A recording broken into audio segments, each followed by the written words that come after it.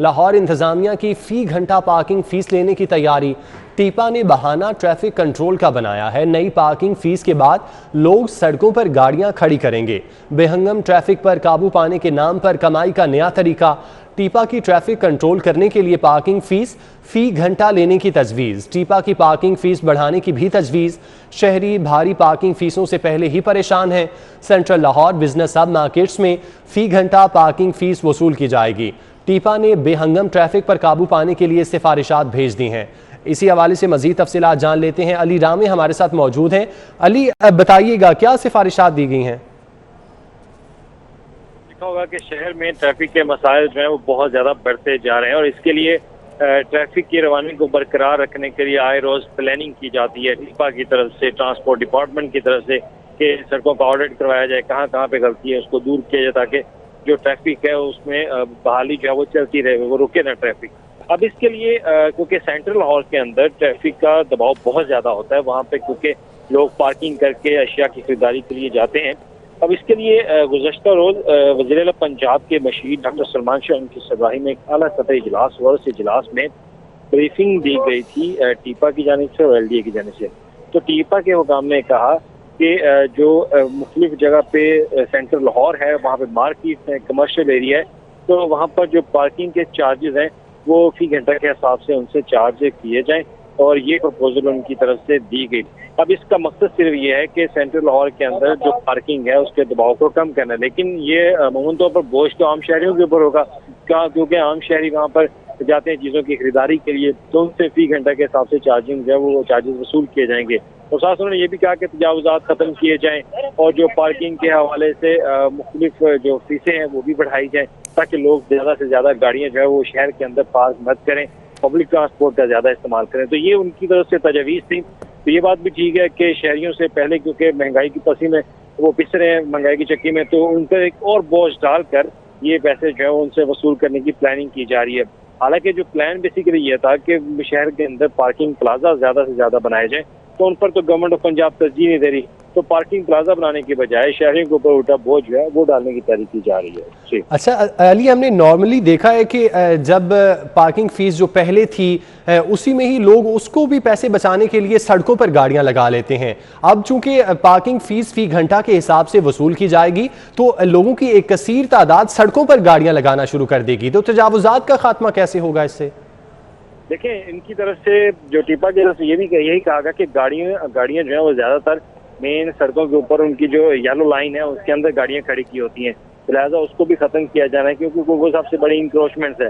वो फुटपाथ के ऊपर गाड़ियां खड़ी की जाती हैं, सड़कों के ऊपर मेन सड़कों के ऊपर गाड़ियां खड़ी की जाती है, तो वो बहुत बड़ा एक रुकावट जो है वो बनती है, हर्डल बनती है गाड़ियों के गुजरने के हवाले से भी। तो उसके लिए भी क्योंकि उन्होंने मैकेनिज्म प्लान तो दिया है कि वो तजावुज़ात जो है वो भी खत्म की जाए, सड़क के ऊपर गाड़ी खड़े करने पर पाबंदी जो है वो आयद की जाए। तो ये उनकी तरफ से प्रपोजल तमाम तक प्रपोजल दी गई हैं। तो अगर ये अमल दरामद होता है तो इससे यकीनन रेवेन्यू तो देखा करेगी, लेकिन शहरियों के ऊपर मजीद बोझ जो है वो पड़ेगा। ठीक है अली, आप हमारे साथ मौजूद रहिएगा। लॉर्ड मेयर लाहौर मुबश्शिर जावेद साहब ने हमें ज्वाइन किया है, उनसे इस मामले पर बात करते हैं। मुबश्शिर साहब, बहुत शुक्रिया आपका वक्त देने के लिए।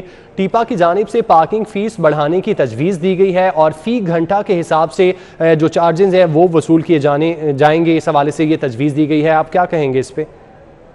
ये किसने तजवीज़ दी है जी? टीपा की जानिब से सर दी गई है। टीपा, बहुत बहुत शुक्रिया जनाब अली, आपने एक अरसे के बाद हमें मौका दिया है और हम बहुत शुक्रगुजार हैं। बात यह है कि टीपा कौन होता है पार्किंग फीस बढ़ाने वाला? टीपा को जब LDA ने महरूम कर दिया कि वो कोई किसी किस्म का प्रोजेक्ट लाहौर में नहीं करेगा, तो उन्होंने अपने अखराजात पूरे करने के लिए गरीब आवाम का गला काटने का एक और बहाना ढूंढ लिया है। ये लाहौर पार्क कंपनी जो अभी चल रही है, ये हमारे ज़माने में तो नुकसान में नहीं गई थी, अभी ये नुकसान में जा रही है। आधे से ज्यादा लाहौर के जो पार्किंग स्टैंड है, मेरी इत्तला के मुताबिक वो एक माफिया के हाथ में है, जहां से लाहौर पार्किंग कंपनी को एक पैसा भी नहीं मिलता। लाहौर पार्किंग कंपनी जो है वो सारी मॉल रोड के ऊपर और जो मॉडल रोड्स हैं उनके ऊपर, जो 9 मॉडल रोड्स हैं उनके ऊपर पीली पट्टियां लगी हुई हैं फुटपाथों की साइडों के ऊपर, या वहां पर अपनी जो है वो पार्किंग की स्पेसेस बनाए और वहां पर सरकारी जो अपना अमला है उसको लगाए उनकी बाकायदा उन पार्किंग स्टैंड की बोली करे, क्योंकि ये कभी भी नहीं हो सकता कि जब सरकारी मुलाजमीन जो हैं उनके हवाले जब आप काम करेंगे तो वे एक पार्किंग साइट के ऊपर 50 गाड़ियों का या 50 मोटरसाइकिलों की जगह अपने लिए मखसूस कर लेंगे और 150 गाड़ियों और 1500 मोटरसाइकिलों की जो जगह है वो माफिया के हवाले कर देंगे। तो ये एक बड़ी मेरी एक मुदल्लल सी मंतक है कि लाहौर में सारे जितनी सड़कें हैं, खास तौर पर जो मॉडल रोड्स हैं, उनके ऊपर जगह मुकर्रर की जाए, कैपेसिटी जो उनको एब्जॉर्ब करने की है, कारें कितनी खड़ी हो सकती हैं, मोटरसाइकिल कितनी खड़ी हो सकती हैं, उनकी बाकायदा नीलामी करके तो एक हैंडसम जो रेवेन्यू है वो जनरेट करें और अपने जो लाहौर के मामलात हैं पार्किंग कंपनी वो सीधे करे, जिससे ना सिर्फ शहरियों को सहूलत होगी बल्कि पार्किंग अपना जो ड्राइवर्स के और जो ड्राइविंग के मसले हैं वो भी हल होंगे। और जो टीपा है वो एक सब्सिडरी है एलडीए की। एलडीए क्यों हर जगह का के ऊपर खुद हावी होना चाहती है? शहर जो है वहाँ पुरानी सड़कें जो है उनकी तामीर और मुरम्मत जो है वो एमसीएल के जिम्मे है। उसके बाद जो सराउंडिंग एरियाज हैं उनकी तामीर और मुरम्मत जो है वो टीपा के हाथ में होती थी और टीपा ही उसकी डिजाइनिंग करता था। और जो एमरजेंट किस्म के यू टर्न वगैरह होते थे, 10 करोड़ का काम, 15 करोड़ का काम, उससे एक खासा बड़ा एक रेवेन्यू जाता था टीपा के पास। अब इन्होंने टीपा को पंजाबी के ठीक है। लॉर्ड मेयर मुबशिर जावेद साहब, बहुत शुक्रिया आपके वक्त का। अली रामे हमें इस हवाले से अपडेट कर रहे थे। अली, बहुत शुक्रिया। मैं प्राइमरी हेल्थ में संगीन बेकायदगी, कोरोना टेस्ट के लिए वायल्स बगैर बार कोड और सीरियल नंबर खरीद ली। कोरोना के नमूनों के लिए अस्पतालों को बगैर बार कोड वायल्स की सप्लाई, बगैर बार कोड किसी कोरोना सैंपल को ट्रेस करना इंतहाई मुश्किल होगा। कबल अजीम बार कोड की हासिल VTM वायल्स इस्तेमाल हो रही थी। तफसीलात जान लेते हैं। जाहिद चौधरी हमारे साथ मौजूद हैं। जाहिद चौधरी साहब, बताइएगा क्या मामला है ये? महकमा प्राइमरी एंड सेकेंडरी हेल्थ में संगीन बेकायदगी का इंकशाफ हुआ है। महकमा प्राइमरी एंड सेकेंडरी हेल्थ की जानिब से जो कोरोना वायरस का टेस्ट है उसके लिए जो VTM वायल्स इस्तेमाल होती हैं वो बगैर बार कोड और बगैर सीरियल नंबर के वायल्स जो है वो खरीद ली गई और तमाम जो सरकारी और टीचिंग अस्पताल हैं उनको टेस्टों के लिए ये वायल्स अब सप्लाई भी कर दी गई हैं। टीचिंग अस्पताल जो हैं वो ये वायल्स मिलने पर अब सर पकड़े बैठे हैं, क्योंकि इन पर ना तो बार कोड है ना ही इन पर सीरियल नंबर है। और अब ये कहा गया है कि वो इसके ऊपर मैनुअली पेंसिल से, मार्कर से अपना नंबर लिखें, जिसके मिटने के निशानात ज़्यादा हैं, गुम होने के निशानात ज़्यादा हैं। और बगैर बार कोड के और सीरियल नंबर के एक जो स्पेसिफिक नंबर है उसके बगैर इन जो है वो VTM वायल्स के ज़रिए भिजवाए गए जो सैंपल्स हैं उनको अब ट्रेस करना मुमकिन नहीं होगा, बहुत मुश्किल होगा, जिसकी वजह से जो है वो मरीज़ों के टेस्टों में दुश्वारी का सामना करना पड़ सकता है। टीचिंग अस्पतालों की जानिब से इस सूरत हाल के ऊपर अपने तहफ़्फ़ुज़ात से का इजहार भी किया गया, लेकिन महकमा प्राइमरी एंड सेकेंडरी हेल्थ की जानिब से अब यही VTM वायल जिन पे ना बगैर बार कोड है ना इनके ऊपर कोई सीरियल नंबर है स्पेसिफिक, और ये सप्लाई कर दी गई हैं। ज़राए का ये कहना है कि ये VTM वायल जो कि बगैर बार कोड के हैं, बगैर नंबर के हैं, ये माजी की निस्बत गुज़श्ता जो परचेज़ की गई थी उनकी निस्बत महंगी भी खरीदी गई। बहुत शुक्रिया आपका। राह रास्त लिए चलते हैं। मुआवने ख़ुसूसी वज़ीर आज़म हाफिज़ ताहिर अशरफ़ी इस वक्त न्यूज़ कॉन्फ्रेंस कर रहे हैं। इस हवाले से आपको अपडेट करेंगे, बराह रास्त भी आप कर लेकर जाएंगे। अभी आपको बताएं कि कोरोना वैक्सीन का जाली सर्टिफिकेट बनाने वालों के खिलाफ क्रैकडाउन। एक्सपो सेंटर से शहरियों की वैक्सीन की जाली एंट्री करने वाला मुलजिम गिरफ्तार कर लिया गया। कोरोना वैक्सीन का जाली सर्टिफिकेट बनाने वालों के खिलाफ क्रैकडाउन किया गया। एक्सपो सेंटर से शहरियों की वैक्सीन की जाली एंट्री करने वाला मुलजिम गिरफ्तार किया गया है। कोरोना वैक्सीन का जाली सर्टिफिकेट बनाने वालों के खिलाफ क्रैकडाउन का आगाज़ कर दिया गया।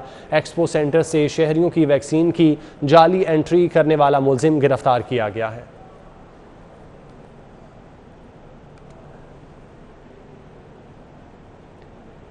NCOC का 6 सितंबर को वैक्सीनेशन सेंटर खुले रखने का ऐलान। 6 सितंबर को छुट्टी नहीं होगी, तमाम वैक्सीनेशन सेंटर खुले रहेंगे। NCOC की जानिब से ऐलान किया गया 6 सितंबर को वैक्सीनेशन सेंटर खुले रहेंगे।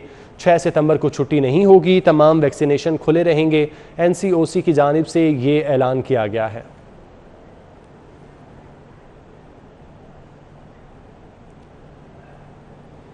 NCOC के फैसले के बाद शहर में इंटरसिटी ट्रांसपोर्ट बंद कर दी गई। बुजुर्ग अफराद, खवातीन और बच्चे बस टर्मिनल्स और लारी अड्डों पर खार होने लगे।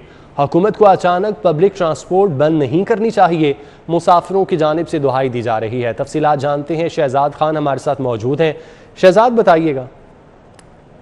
जी बिल्कुल, इस वक्त हम नियाजी अड्डा पर मौजूद हैं। NCOC के फैसले के मुताबिक ज़िला इंतज़ामिया ने इंटरसिटी ट्रांसपोर्ट को बंद कर दिया है। लाहौर के तमाम जो लारी अड्डे हैं, इसके अलावा बस टर्मिनल्स हैं, इनसे दीगर शहरों को जाने वाली जो पब्लिक ट्रांसपोर्ट है उसको बंद कर दिया गया है। और आज हम देख रहे हैं शहर के बस टर्मिनल्स पर जो दीगर शहरों के जाने वाले मुसाफिर हैं उनका खासा रश देखा जा रहा है और लोग नाराज़ हैं हुकूमत से। वो ये कहते हैं कि वो किस तरह से अपने घरों को पहुंच पाएंगे। इस वक्त कुछ मुसाफिर हमारे साथ मौजूद हैं, उनसे हम इस हवाले से बात करते हैं। अस्सलाम वालेकुम।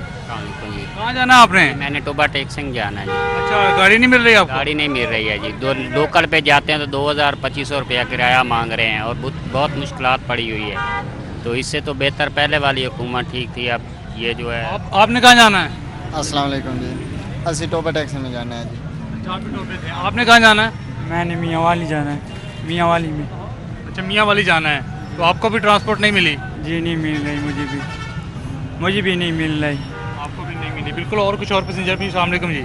वालेकुम अस्सलाम। पाकपतन जाना है, कोई गाड़ी नहीं मिल रही, बहुत मुश्किलात है। हुकूमत से गुजारिश है कि मेहरबानी फरमा के कुछ अमल करें, अच्छा काम करें। अच्छा काम नहीं कर रहे क्योंकि बहुत डिस्टर्ब हो रहे हैं। जब किससे हुकूमत आई इमरान खान की, ऐसे ही मसाइल हैं। हम घर जाना है पाकपतन, 2 घंटे से यहाँ खड़े हैं, कोई गाड़ी नहीं मिल रही। 2 घंटों से यहाँ पे खड़े हैं और गाड़ियाँ इन मुसाफिरों को नहीं मिल रही पा रही। कैमरे के आम से आपको यहाँ पे सूरत हाल दिखाएंगे। यहाँ पे जो बुज़ुर्ग पैसेंजर्स हैं वो गाड़ियों का इंतज़ार करते करते यहाँ पे लेट गए हैं। लेकिन चूँकि जो ज़िला इंतज़ामिया उसकी जानिब से इंटर सिटी ट्रांसपोर्ट पर पाबंदी लगाई गई है, इसलिए यहाँ से मुसाफिरों को बसें नहीं मिल रही। फैमिलीज़ की बहुत बड़ी तादाद भी बस टर्मिनल्स के ऊपर और इसके अलावा लारी अड्डों के ऊपर। शहजाद, बहुत शुक्रिया आपका। कोरोना वायरस का फैलाव रोकने के लिए नई हिकमत अमली तैयार। NCOC का वैक्सीनेशन का मुकर्रर हदफ हासिल करने के लिए नई हिकमत अमली तैयार की गई। तमाम महकमों और सेक्टर्स को मुख्तलिफ तारीखें तफवीज़ कर दी गईं। सेक्टर्स तफवीज़ करदा तारीखों के मुताबिक मुकम्मल वैक्सीनेशन यकीनी बनाएंगे। लाहौर और दीगर अजलाह में पाबंदियों का इतलाक़ किया जाएगा। सेक्रेटरी हेल्थ की जानिब से ये कहा गया। सेक्रेटरी इमरान सिकंदर कहते हैं, 1 से 15 सितंबर तक आगाही मुहिम चलाई जाएगी। Bus stand, ticket office, rest area, railway station पर भी मुहिम चलाई जाएगी। जबकि रवां मरहले में आवाम को किसी सहूलत से नहीं रोका जाएगा। पाबंदियों को मुख्तलिफ मरहलों में नाफिज किया जाएगा। सेक्रेटरी इमरान सिकंदर की जानिब से कहा गया, मुकर्रर तारीख के बाद सेक्टर्स में बगैर वैक्सीनेशन फ़र्द को सहूलत नहीं मिलेगी। अंदरून और बैरून मुल्क सफ़र करने वालों के लिए आखिरी तारीख 30 सितंबर मुकर्रर की गई। जबकि होटल्स, रेस्टोरेंट, शादी हॉल्स में दाखिले के लिए 30 सितंबर आखिरी तारीख मुकर्रर की गई। मेट्रो, बस, ऑरेंज ट्रेन में बगैर वैक्सीनेशन 30 सितंबर के बाद सफ़र नहीं किया जा सकेगा। पब्लिक ट्रांसपोर्ट में सफ़र करने के लिए 30 सितंबर तक कोरोना वैक्सीन कराना होगी। असातिज़ा, इंतज़ामिया, ट्रांसपोर्ट स्टाफ को 30 सितंबर तक वैक्सीन मुकम्मल कराना होगी। जबकि कारोबारी मराकज़, होटल्स और रेस्ट हाउसेस की सहूलत के लिए 30 सितंबर तक वैक्सीन कराना ज़रूरी है। सरकारी और प्राइवेट मुलाजमीन को 15 सितंबर तक कोरोना वैक्सीन की पहली डोज़ लगवाना होगी। जबकि सरकारी और प्राइवेट मुलाजमीन को 15 अक्टूबर तक दूसरी डोज़ मुकम्मल कराना होगी।